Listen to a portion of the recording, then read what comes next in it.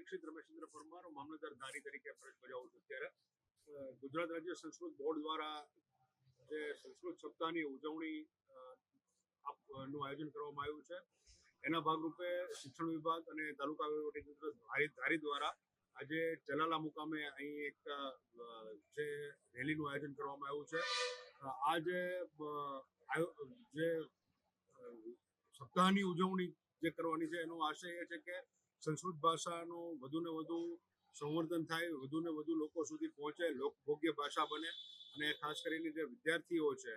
નવી પેઢી, જે નવી જનરેશન છે, એ સંસ્કૃત પ્રત્યે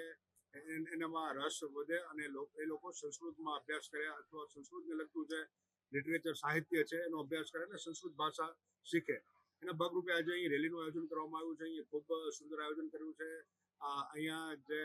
શાળા છે એમાં જે સંસ્કૃતના વિદ્યાર્થીઓ અભ્યાસ કરે છે એમને ઉપલબ્ધિને ધ્યાને લઈ એમને સન્માન પણ એમનું અહીંયા કરવામાં આવ્યું છે અને રેલીના માધ્યમથી લોકોમાં સંસ્કૃત ભાષા પ્રત્યે જાગૃતિ આવે એ માટે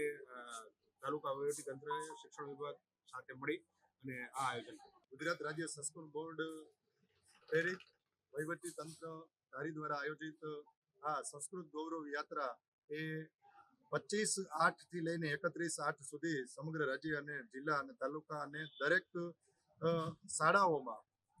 સંસ્કૃતનું સંવર્ધન, સંરક્ષણ, પ્રચાર અને પ્રસાર થાય અને સંસ્કૃત ભાષા છે એ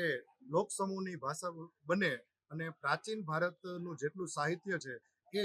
વૈજ્ઞાનિક બાબતો સાથે પણ તાલમેલ કરતું થાય એ માટે શાળાઓ સુધી સંસ્કૃત ભાષાનું પ્રચાર પ્રસાર અને સંવર્ધન થાય એ હેતુથી આ કાર્યક્રમનું આયોજન અહીંયા ગાયત્રી સંસ્કાર ધામથી આજે સંસ્કૃત ગૌરવ યાત્રાનું આપણે પ્રસ્થાન કર્યું છે.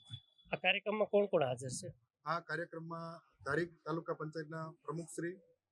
મામલતદારશ્રી, નાયબ મામલતદારશ્રી, આ સંસ્થાના મેનેજિંગ ટ્રસ્ટીશ્રી, અલગ અલગ ધારી તાલુકાની શાળાઓના આચાર્યશ્રી તેમજ ચલાલાની તમામ શાળાઓ છે તેમના આ શાળાઓમાંથી વિદ્યાર્થીઓ આ બધા હાજર છે. જી, આજે સંસ્કૃત ગૌરવ યાત્રા 2026નું ભવ્ય આયોજન હતું, જેમાં ગુજરાત સરકાર શિક્ષણ વિભાગ તેમજ ગુજરાત રાજ્ય સંસ્કૃત બોર્ડ ગાંધીનગર અને જિલ્લા શિક્ષણ અધિકારીની કચેરી અમરેલી અને તાલુકા વહીવટી તંત્ર ધારી દ્વારા આજે ધારી તાલુકાની સંસ્કૃત ગૌરવ યાત્રા ચલાલા ખાતે નીકળવામાં આવી હતી, જેમાં ગાયત્રી સંસ્કાર ધામ ચલાલાથી લઈ અને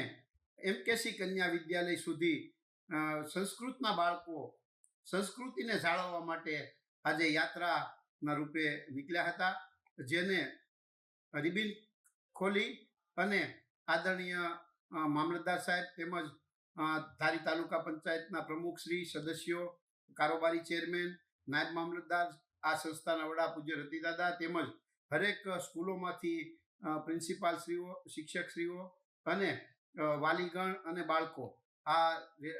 શોભાયાત્રામાં જોડાયા હતા અને આ સંસ્કૃત ગૌરવ યાત્રા 2026 કે જે ગાયત્રી સંસ્કાર ધામેથી લઈ અને માર્ગો ઉપરથી પસાર થઈ હતી. બાળકોએ હોશે હોશે સંસ્કૃત અને સંસ્કૃતિને જીવંત રાખવાના નારાઓ સાથે આ યાત્રાનું આયોજન કરવામાં આવ્યું હતું.